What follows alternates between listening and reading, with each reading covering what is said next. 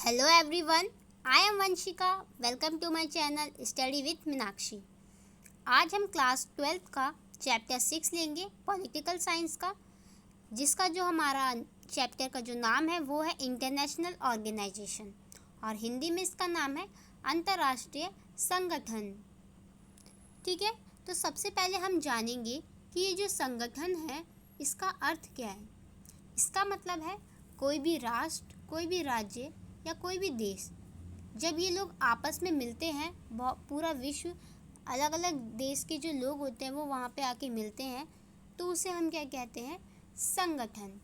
संगठन क्या काम करता है, ये युद्ध को रोकता है, शांति स्थापित करता है और सहयोग की भावना रखता है। इसको मैं आपको एक उदाहरण के तौर पर समझाऊंगी। सहयोग जैसे आप सभी देख सकते हैं कि अभी कोविड-19 चल रहा है, तो ये जो बीमारी है ये किसी एक देश में नहीं फैली, ये पूरे विश्व में फैली है और अगर हमें इसे ख़त्म करना है तो पहले सभी देशों का सहयोग इसमें होना चाहिए। अगर कोई एक देश भी इसके प्रति गलती करता है तो उसका भुगतान हम सभी को भी करना पड़ सकता है। जैसे कि आपने देखा कि चीन के वहाँ से आया था, लेकिन इसका नुकसान पूरे विश्व को भुगतना पड़ रहा है अभी तक। तो जब हम आपस में बातचीत करके किसी भी चीज़ को सुलझाते हैं तो उसका परिणाम अच्छा ही होता है। उसके बाद है युद्ध को रोकना।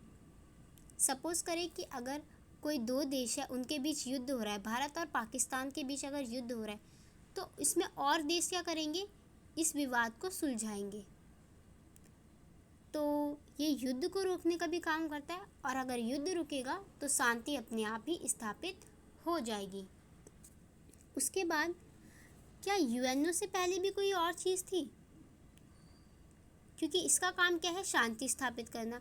इसकी ज़रूरत तो हमें पहले भी पड़ सकती है, यूएनओ के टाइम पे थोड़ी ना, उससे पहले भी तो इसकी ज़रूरत हमें पड़ सकती है। तो इससे पहले भी बहुत सारी चीज़ें यहाँ पे आई थी, बहुत सारे संगठन आए थे, लेकिन क्या हुआ, ये कामयाब नहीं हो पाए। जब वर्ल्ड वॉर 1 हुआ तो इसमें क्या हुआ, बहुत सारे लोगों की जान गई। तो उन्होंने क्या डिसीज़न लिया, उन्होंने डिसीज़न लिया कि वो एक नया संगठन बनाएंगे जिसका नाम होगा लीग ऑफ नेशन। जब इन्होंने लीग ऑफ नेशन बनाया तो इन्हें लगा कि अब स्थिति सुधर जाएगी, लेकिन जैसे ही वर्ल्ड वॉर 2 हुआ तो उसमें वर्ल्ड वॉर 1 से भी ज़्यादा नुकसान हुआ। तो लीग ऑफ नेशन क्या हो गया, ख़त्म हो गया और उसके बाद बनाया इन्होंने यूएनओ। यूएनओ कब बना, यूएनओ बना 24 अक्टूबर 1945। अब हम इसकी पूरी कहानी पढ़ेंगे, यूएनओ कैसे करके यहाँ पे आया, कौन कौन से इसमें देश थे, किस तरीके का इसका झंडा है और उसका क्या उद्देश्य है। सबसे पहले कोई भी संगठन होता है उसका कोई ना कोई प्रतीक चिन्ह जरूर होता है, तो वैसे ही यूएनओ का भी है। आप इसमें देख सकते हैं कि इसमें एक विश्व का मानचित्र दे रखा है, वर्ल्ड मैप दे रखा है, जिसके चारों तरफ जैतून है। इसमें क्या बोला है, ये शांति का प्रतीक दिखाता है हमें, ठीक है। और इसमें ब्लू कलर ही क्यों है, क्योंकि ब्लू कलर हमेशा युद्ध को रोकता है। लाल भी तो हो सकता था, लेकिन ये जो युद्ध होते गए तो मतलब बहुत ज़्यादा लोगों की जान जा चुकी थी।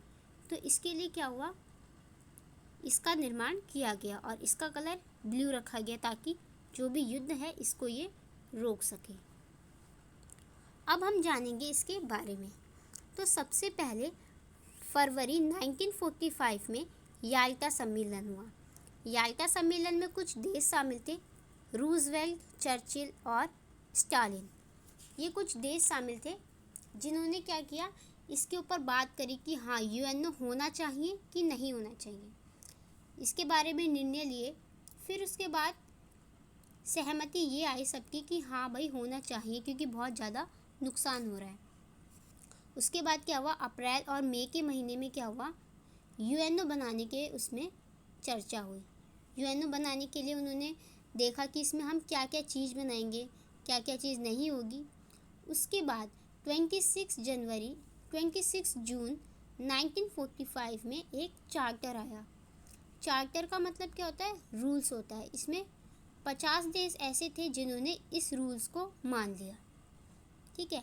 उसके बाद 15 अक्टूबर को एक और देश इसमें ऐड हो गया जो था पोलैंड। तो 24 अक्टूबर 1945 में ये सारे देश शामिल इन्होंने साइन कर दिया और यूएनओ अब आ गया। इसको हम संयुक्त राष्ट्र दिवस के रूप में भी मनाते हैं।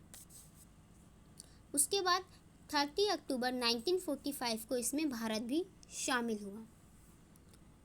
इसमें मेरा आपसे एक प्रश्न है कि ये जो यूएनओ है ये तो 1945 में ही बन गया था और भारत इसका मेंबर 30 अक्टूबर 1945 को ही बन गया था, लेकिन उस टाइम तो भारत गुलाम था, तो भारत कैसे बना?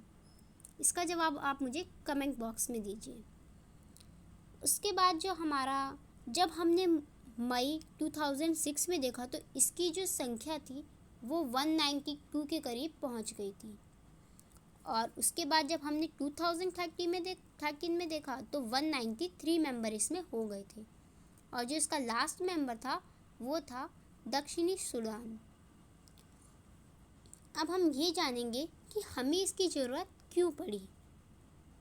जैसा मैंने आपको पहले भी बताया कि ये पूरे विश्व में जो भी चीज़ लड़ाई झगड़ा चल रहा होता है उसको ये रोकता है और शांति को बढ़ावा देता है। इसका मेन उद्देश्य यही है। उसके बाद ये एक मंच स्थापित करता है। अब जब सारी जगह के देश के लोग मिलेंगे तो उसमें कुछ अमीर भी होंगे, कुछ गरीब भी होंगे, तो सबके अलग अलग विचार होंगे। तो जब उन सबके विचार मिलेंगे तो इससे क्या होगा, इससे किसी भी निर्णय लेने में अलग अलग मत निकलेंगे और अलग अलग डिसीज़न निकलेंगे और तो इससे ज़्यादा फ़ायदा होगा। उसके बाद इससे हमारा आर्थिक विकास भी होगा। जब सब मिलकर किसी एक कार्य को करेंगे तो उससे क्या होगा, अच्छा परिणाम मिलेगा। उसके बाद अगर कहीं पे भूकंप आ गया, एक देश है, कोई भी गरीब देश है, अगर वहाँ पे भूकंप आ गया तो यूएनओ क्या है, यूएनओ उसकी मदद करेगा। तो इस मामले में भी यूएनओ काफ़ी अच्छा है। उसके बाद आपने पढ़ा होगा कि जब हमारा first world war second world war हो गया था, जब कोल्ड वॉर आया था, जब शीत युद्ध आया था और जब ये ख़त्म हो गया था यूएसएसआर, जब आपको पता है कि हाँ दुनिया में दो महाशक्ति थी, एक थी अमेरिका और दूसरी थी यूएसएसआर। जब यूएसएसआर ख़त्म हो गई तो क्या हुआ, अमेरिका बच गई एक महाशक्ति। तो इसको रोकना भी ज़रूरी था। तो इसको रोकने के लिए क्या हुआ, अंतर्राष्ट्रीय संगठन का निर्माण किया गया। उसके बाद अब हम पढ़ेंगे यूएनओ के अंग। जैसे कोई भी ह्यूमन बीइंग होता है या कोई भी बाइक वगैरह कोई भी कार होती है तो उसके अलग अलग सिस्टम होते हैं, अलग अलग पार्ट होते हैं, वैसे ही यूएनओ के भी अलग अलग पार्ट्स हैं। First one is Mahasabha and आम सभा। महासभा और आम सभा दोनों नाम से जाने जाते हैं। इसका काम क्या होता है, इसका काम होता है वोट देना, मतलब जो भी देश यहाँ से चुन के आएंगे। अब देखो, अगर कोई भी संगठन बन रहा है तो उसके लिए सबसे पहले ये भी तो होना चाहिए कि जो लोग इन्हें सेलेक्ट करके भेजे कोई भी ना आ जाए इसमें, तो वोट के ज़रिए इसमें भेजा जाता है। उसके बाद क्या है, इसमें कुछ सुरक्षा परिषद है और कुछ मेंबर्स हैं। इसमें क्या बताया गया है, इसमें बताया गया है 5 इसमें परमानेंट मेंबर है और जो 10 है वो टेम्प्रोरी है, मतलब इन्हें कभी भी निकाला जा सकता है। ये सिस्टम क्यों रखा, ये सिस्टम इसीलिए रखा गया ताकि और भी देशों को ये मौका मिल सके। जो हमारा परमानेंट मेंबर है उसमें हमारे जो देश हैं वो है US, UK, France, Russia and China. उसके बाद आपने क्या ये सोचा कि इसमें यही 5 देश क्यों शामिल है, क्यों भारत शामिल नहीं है, क्यों पाकिस्तान शामिल नहीं है, क्यों यही देश शामिल है? क्योंकि जब ये बना था उस टाइम पे क्या बोला गया था, 1 जनवरी 1967 की बात है। उस टाइम पे बोला गया था जिनके पास परमाणु बम होंगे उसी को इसका परमानेंट मेंबर बनाया जाएगा। तो उस टाइम पे यही एक देश थे जिनके पास ये सारी चीज़ें थी। तो इसीलिए, और इसका जो सबसे बड़ा बेनिफिट है वो इन्हें मिला वीटो पावर। आपने क्लास 11th में भी पढ़ा होगा, जब प्रेसिडेंट को वीटो पावर मिल जाती है तो कोई भी वहाँ पे जो लेटर आता है, कोई भी सहमति पत्र आता है, तो वो उसको उसी टाइम रिजेक्ट कर सकते हैं, वो उनके पास पावर होती है। तो ऐसे ही इनके पास पावर है, कोई भी डिसीज़न आता है तो ये उसे उसी टाइम रिजेक्ट कर सकते हैं। तो ये बहुत बड़ा एडवांटेज है, लेकिन जो टेम्प्रोरी देश है उनके लिए डिसएडवांटेज भी है। उसके बाद जैसे हमारे स्कूल में जो प्रिंसिपल होते हैं और वो हमारा यूएनओ है, और जो बाकी टीचर्स हैं उनका काम क्या होता है, किसी का काम होता है हिस्ट्री पढ़ाना, किसी का काम होता है साइंस पढ़ाना, किसी का काम होता है मैथ पढ़ाना, सबके अलग अलग काम होते हैं। वैसे यूएनओ ने भी सबको उसके काम बांट दिए गए हैं। जैसे कोई WHO मतलब कोई हेल्थ के बारे में देखेगा, ILO कोई लेबर के बारे में देखेगा, कोई बैंक से रिलेटेड काम देखेगा। ये ऐसे ही कुछ इनके काम बांट दिए गए हैं।